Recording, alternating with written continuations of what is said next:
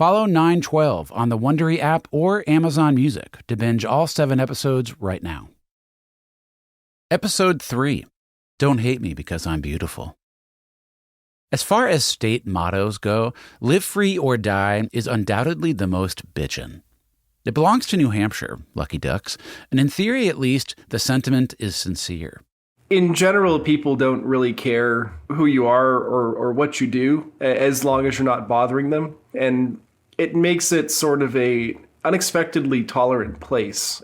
This is Brad. Brad grew up in New Hampshire, so we're going to take his word for it. But there's always been, he says, one giant exception.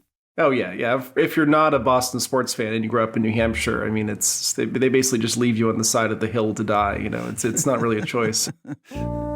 As a young lad, Brad decided that he did not want to die on the side of a hill. So it was the Patriots in the fall, Celtics games in the winter, and in the summer, the Red Sox. Yes. Longtime Red Sox fan. I'm talking to Brad because in 2008, 7 years after 9/11, Brad was involved in a thing, a potentially embarrassing thing. A thing that reminded Brad that live free or die, like the actual ideal behind the words, freedom of thought and action, it didn't translate in quite the same way in the post-9/11 world. So 2008, Brad is living in New York now, in Queens, and the Red Sox are in town to play the Yankees. And so Brad takes the subway up to the South Bronx to do his faithful Red Sox duty and cheer them on. Give me a sense of your privilege here. Are they good seats or like, meh? Oh, no, we were in the upper deck. Okay, right on. We're not... You're like one of the rabble. You're one of the riffraff. Yeah. By the end of the 6th inning, the Sox are up, but Brad is not taking any chances. It was a close game, which was specifically why I was going to use the bathroom during the 7th inning stretch. I did not want to miss any of the baseball, which was the reason that I was at the game. So he gets up from the cheap seats and he walks down those stadium steps that feel grossly steep, where you gotta like almost lean back as you're walking down to just keep from falling forward. And he finds the men's room. Only a police officer appears and blocks his way. And, a policeman doesn't speak a word. He just simply raises his hands, above his head to stop me. After September 11th, Major League Baseball instructed all of its teams to play God Bless America during the 7th inning stretch. Eventually, when enough time had passed, MLB eased up on the directive and everyone could go back to just buying some peanuts and Cracker Jacks. But not the Yankees. They kept God Bless America, and they went even further. They began using off-duty police officers to restrict the movement of fans while the song was playing. Stay in your seats. Show some respect. I had certainly gone to enough games to see people discouraged from using the bathroom during God Bless America. But, I mean, come on. Who would have expected, how they would actually enforce the rule? But this cop, standing there in front of Brad, he's not budging. It's a standoff. How many beers have you had at that point? I had 2 beers at that point. In terms of bathroom urgency, on a scale from 1 to 10, 10 being I gotta go now, where are you at? It was a 6 or a 7, so it's time to go. So Brad makes a fateful decision. I remember saying to him clearly, it's like, look, I don't care about God Bless America. I just have to use the bathroom.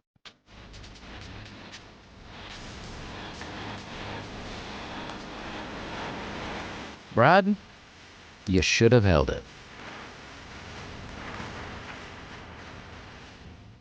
No sooner did those words come out of my mouth than he motioned for the other policeman that was in the tunnel to come over. They grabbed me, put my arms behind my back, and walked me in that fashion to the exit. And I'm like, look, guys, it kind of hurts. And he said to me, why don't you just shut your mouth or I'll hurt you more? Then, the cops for hire at Yankee Stadium jackboot Brad right out of America's national pastime. When they walked away and I was standing on the concourse outside the stadium and, my shirt was untucked, I was all disheveled, and I'm just like standing there like, what the hell just happened?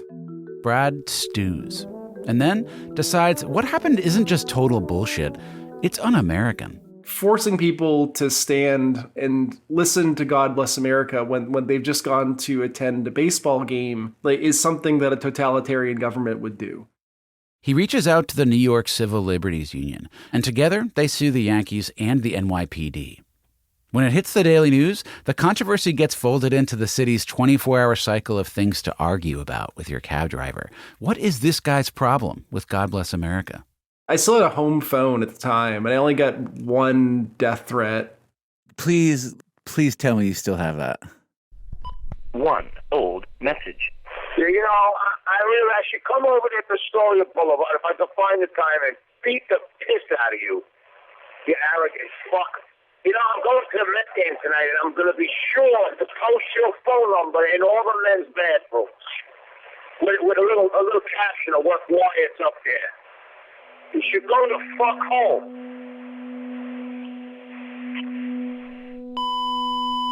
End of messages. Go the fuck home. To where? Brad's from New Hampshire.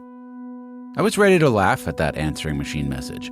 I knew a ton of guys like that growing up. Little Archie bunkers, defanged and harmless.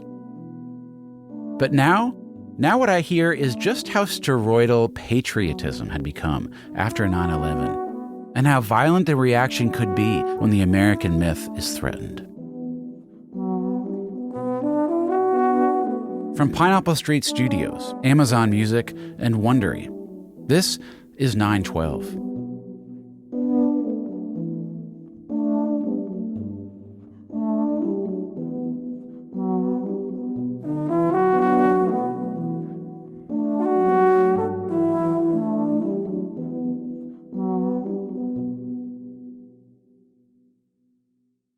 Where everyone was stashing all those American flags, I do not know.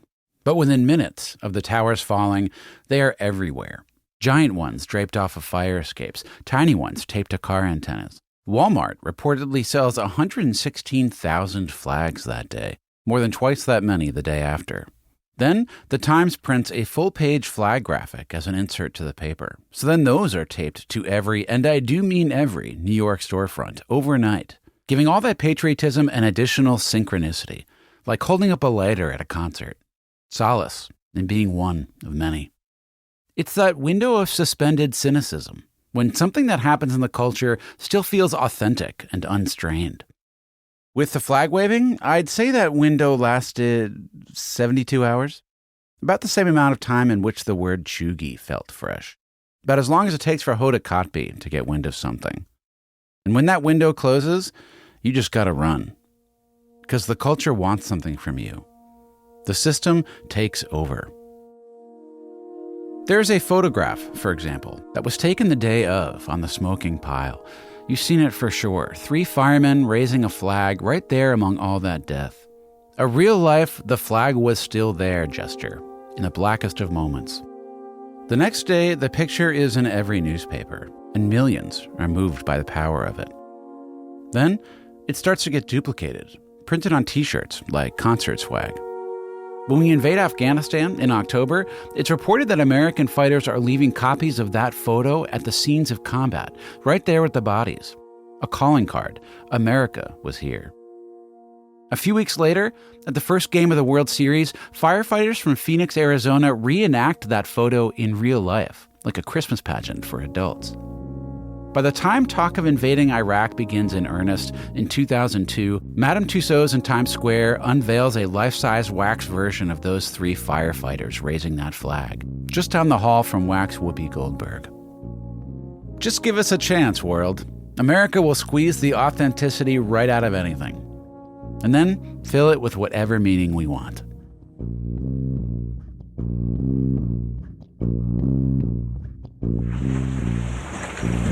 Freedom itself was attacked this morning by a faceless coward, and freedom will be defended. Freedom was the first word George W. said to the country after it happened. And as far as themes go, we certainly went for it. Americans are asking, why do they hate us? This is Bush addressing Congress on September 20th. They hate our freedoms. It's a strange logic. We were attacked because freedom is so great. They hate us because we're so beautiful. Our freedom of religion, our freedom of speech, our freedom to vote and assemble and disagree with each other. But it works.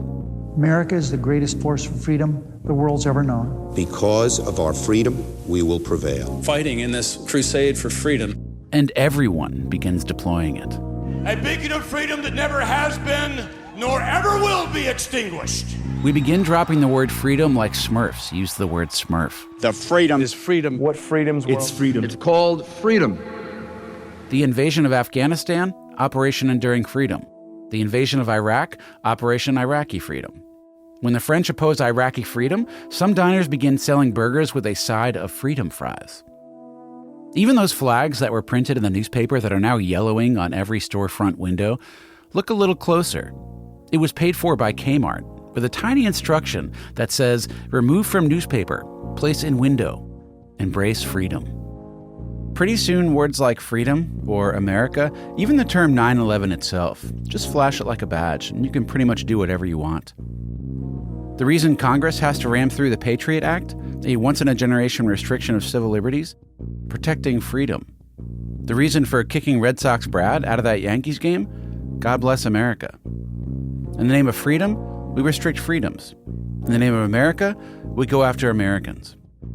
And then, in the name of a war on terror, we begin to terrorize our own. And they said irony was dead.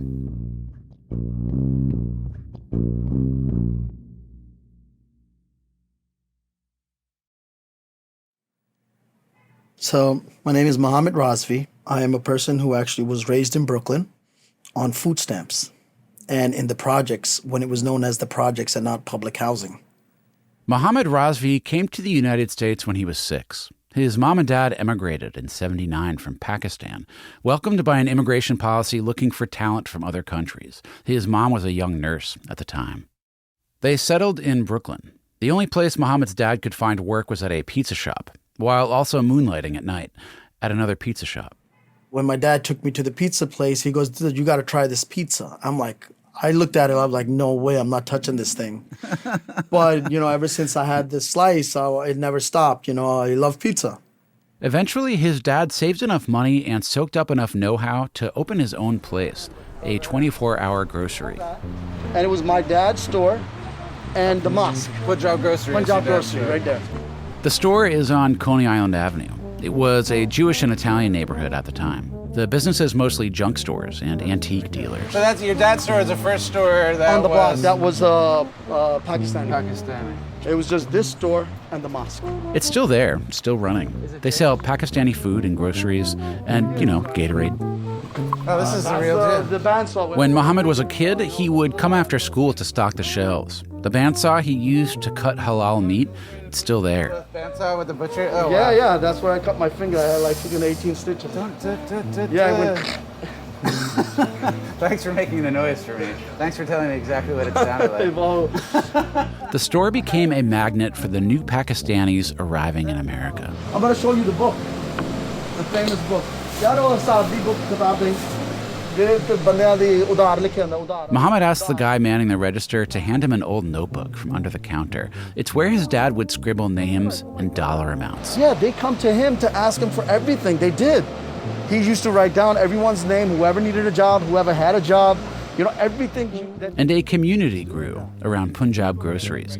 A Pakistani barber opened up next door, a Pakistani bookstore across the street. People start calling the strip Little Pakistan. It's a bit on the nose, but it sticks. Mohammed graduated Sheepshead Bay High School and started a family. Even the store signs are in Urdu. This is Asma, Mohammed's oldest daughter. All you can hear is Urdu, Punjabi, Hindi, so it just felt home. I never felt I was living outside of Pakistan growing up here. Asma only spoke Urdu at the time. I grew up in a joint family system. What does that mean? So my uncles, my grandparents, we all lived in one house, like 20 people in a house. Literally 20 people? Yeah, literally 20 people in the home. Oh my gosh. But even though I can barely breathe just thinking about that, Asma has good memories of that time. And of school then, PS 217, where she was the only one in her class who covered with an abaya. And my mom would always tell me, she's like, Asma, you have your whole life to wear black. Like, when you're younger, I want you to wear colorful. So she did. Bright ones. Pretty ones. How did you feel with the other students? Different, but it was okay because there were many different people in my ESL classes. So I had a lot of friends. I did. And it was wonderful. So that was my Punjab Sweets. Mohammed got the proprietor bug from his dad. That was your second store. That was the second store. And that was a restaurant. That was a restaurant. Was it just desserts? Or No. Before Punjab Sweets, there was Urdu Bazaar, Mohammed's 99-cent store. My restaurant was 1083 Coney Island Avenue. My grocery store was 1071 Coney Island Avenue. My 99-cent store was 1080 and 1082 Coney Island Avenue. I was doing awesome. I mean, I was really doing awesome. I was making money the way I wanted to make money, and I was living the American dream right away. In the summer of 2001, Mohammed signs the lease for what would have been his fifth business at 1081 Coney Island Avenue. It was going to be a fabric store. But then, well, you know. Freedom itself was attacked this morning by a faceless coward, and freedom will be defended. So I turned on the radio and I'm like, holy cow. And my next door neighbors, Italian paisans, they're running a plumbing supply. And I walk into them, say, yo, is everything okay? And I'm like, talking to them, and they're like, yo, man, how could your people do this? How could your people do this? And just like that, Mohammed Razvi can begin to feel all that freedom breathing right down his neck. I'm like, yo, man, these are not my people. These are not my people.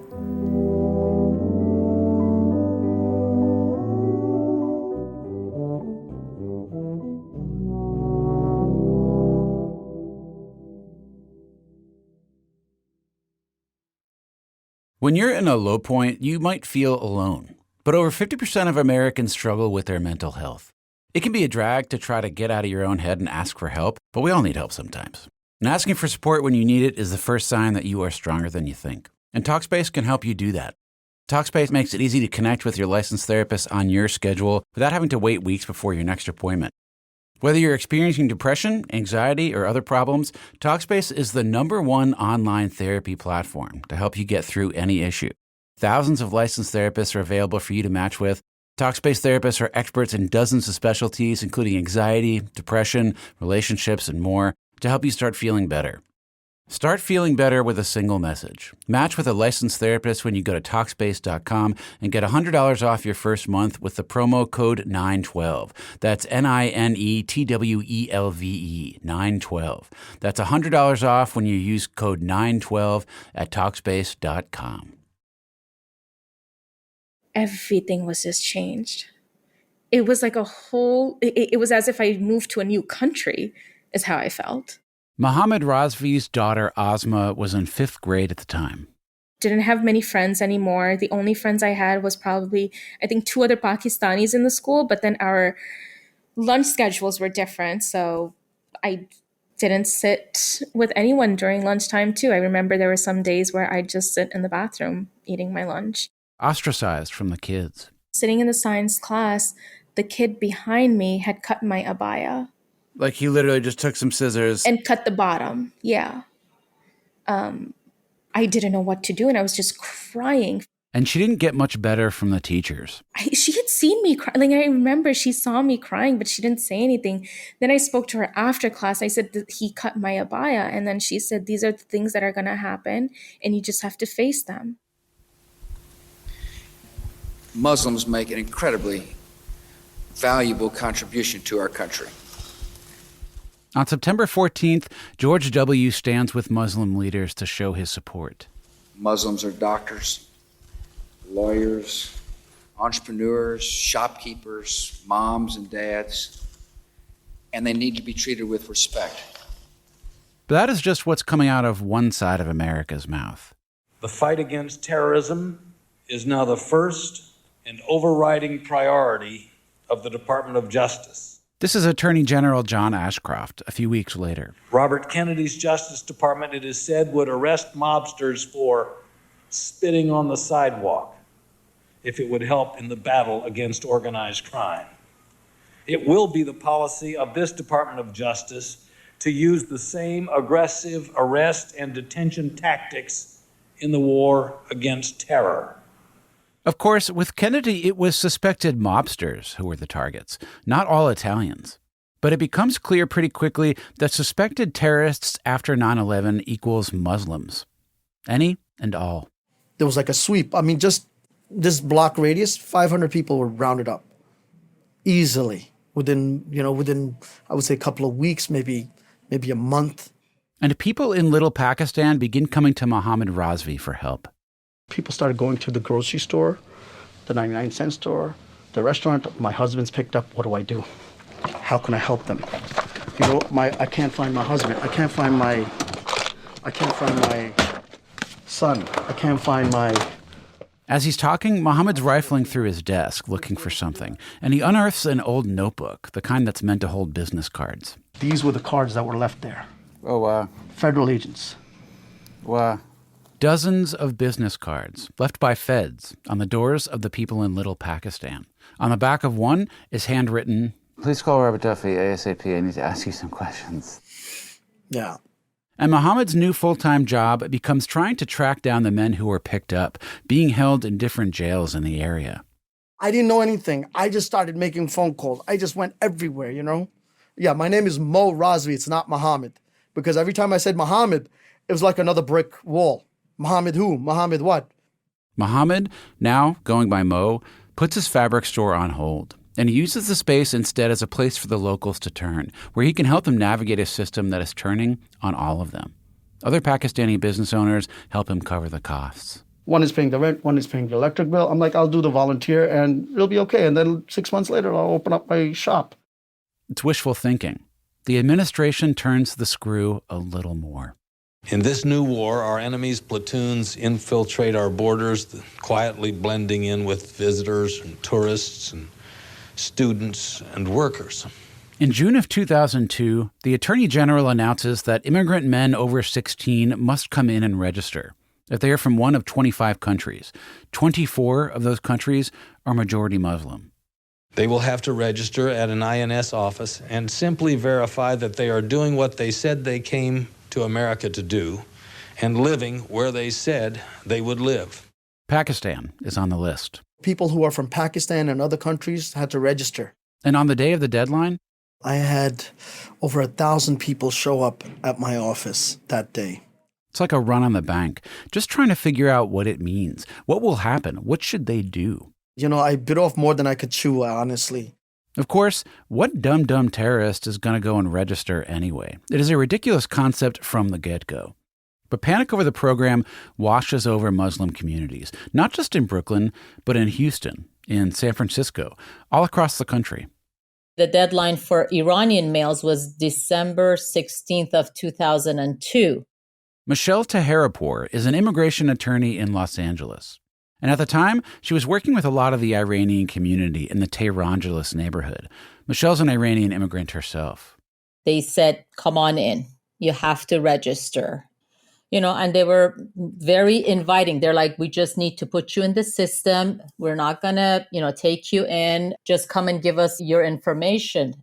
The first client Michelle brings in to register is an Iranian guy, but there are no obvious red flags. He's married to an American, and he's just trying to get his own status sorted. In and out, easy peasy, lemon squeezy.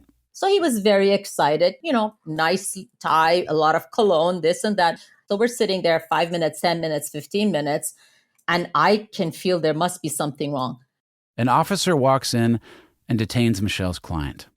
It was a complete shock. No one knew. Even the officer didn't know until they pulled the officer out and said, no, we just got word from Washington. They begin detaining anyone whose status has lapsed in any way, no matter the reason. Everyone is a suspect. And then after the registration was, no, we are putting you in immigration proceedings. It's a itsy-bitsy little proceeding. Sean Setagat is Michelle's law partner. I mean, that's how they made it sound, and it wasn't. By the way, immigration likes to call it detention. It's really prison. Thousands of Muslim men and their families show up in downtown Los Angeles to register. Sean and Michelle tag team the process. Michelle on the inside, accompanying registrants to their meetings, and Sean on the outside, working the uneasy crowd to prep them for what they say would happen when those men walked through those doors. I would walk the line and tell people, this is my business card, I'm a lawyer, please let me safekeep your stuff.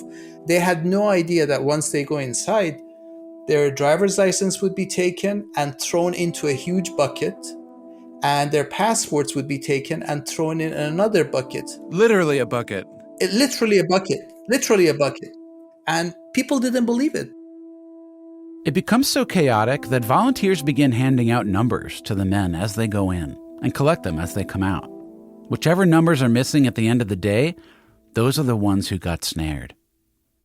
And they can't help but notice that something about all this feels familiar. Tightening the noose on people. First, put a star. Then, no, you need to move to certain areas. It's a tricky comparison. But if you're the ones they're tightening the noose on, you only know in retrospect when they're going to stop tightening. And at the time, as they are in it, it feels like it could go all the way.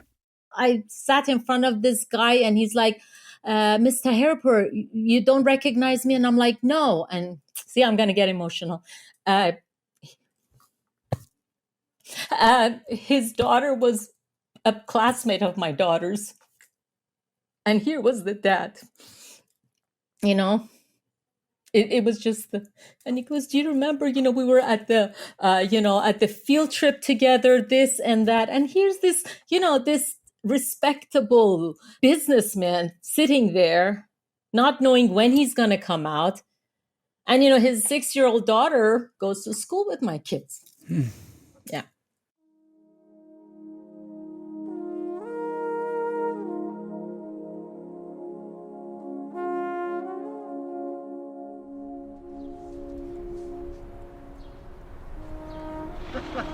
They moved across the street. Oh, they're still there?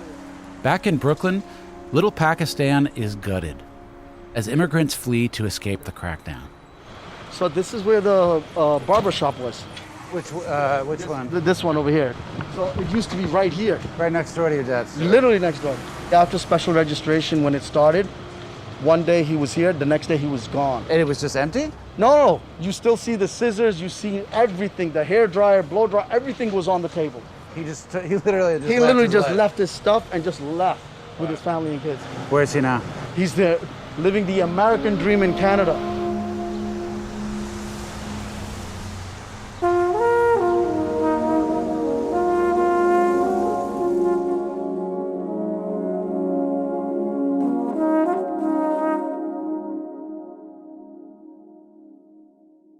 About a year after September 11th, after the body count had stabilized, the New York Times published a data analysis, a big map of the towns and neighborhoods around the city and how many residents of each had died when the towers fell, which neighborhoods were most impacted. Bay Ridge, Brooklyn lost 32. 1 square mile of the Upper East Side, they lost 44. The highest per capita was Hoboken, just across the river in New Jersey, 56 dead. More than 1 of every 1,000 residents in that community. Hoboken still memorializes that loss every year in their own ceremony. But one graphic I have never seen is one that shows which neighborhoods were impacted not by what the terrorists did, but by how we reacted to it. It's estimated that somewhere between 15 and 20,000 Pakistani immigrants left Brooklyn to escape the post-9/11 crackdown. 20% of Pakistani businesses in the area shut their doors for good. What would that graphic have looked like in the New York Times? What other Muslim neighborhoods would have been on that impact map? But here comes the silver lining. And it is 1 part inspiring and about 10,000 parts frustrating as hell.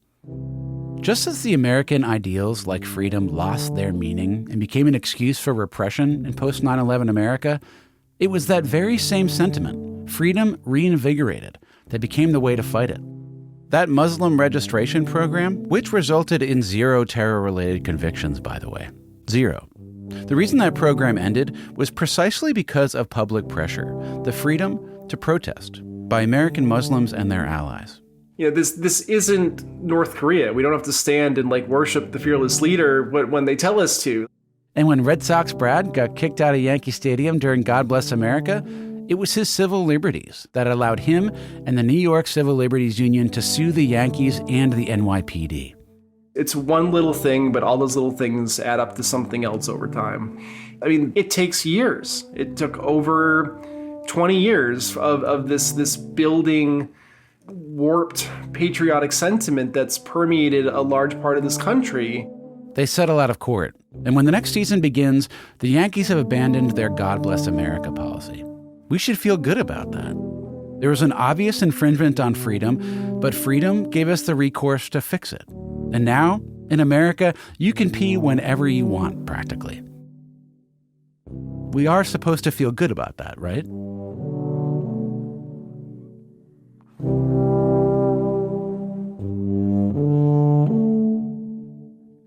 Mo Razvi never did get to open that fabric store he was going to open. After 9/11, his on-the-fly activism became more deliberate. He launched a group to support the community, COPO, the Council of People's Organization. No rest for the weary, Mo Razvi organized.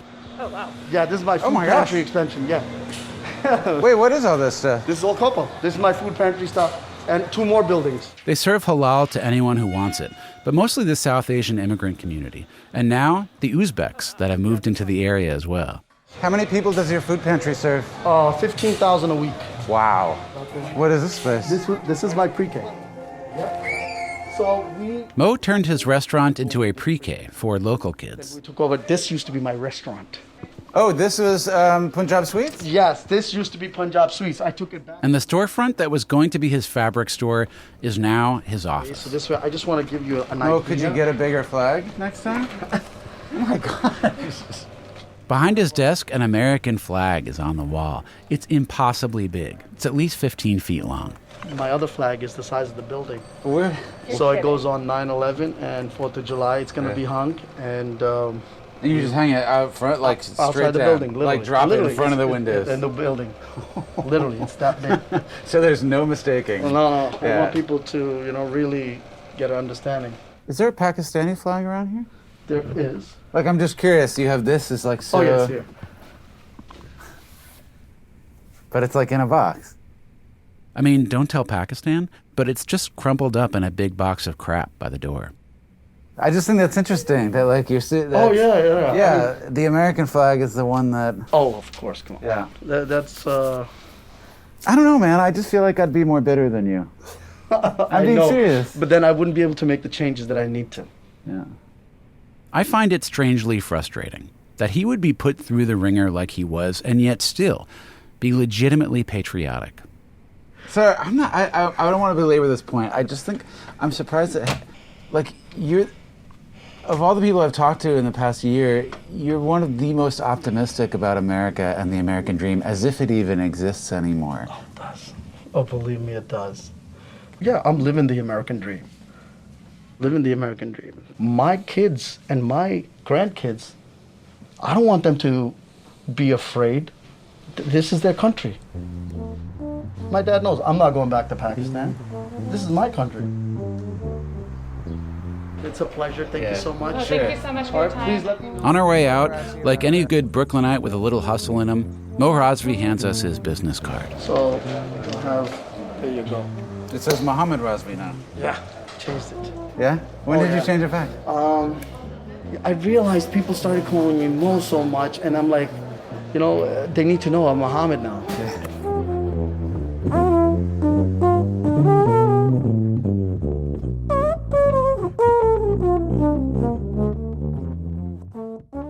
Next time on 9/12, Conspiracy.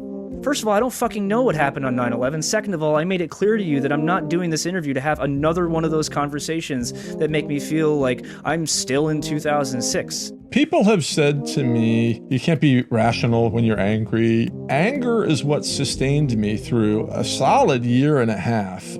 The groups of people standing around going, holy shit, a plane just hit the building. Were they all deluded? Were they all drunk? Take that for whatever you will, but there were a lot of people who, when they saw Loose Change, it tapped into something that they were already feeling.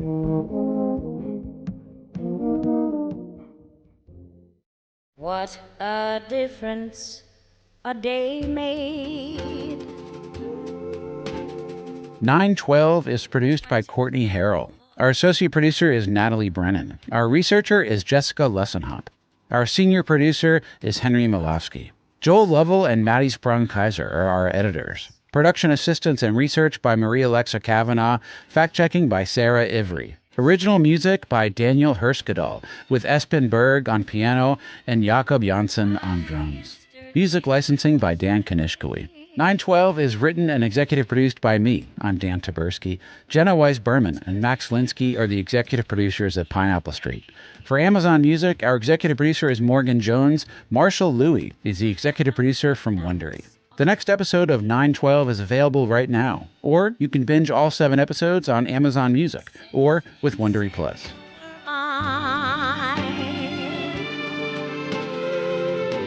Lord, what a difference a day makes. There's a rainbow before me.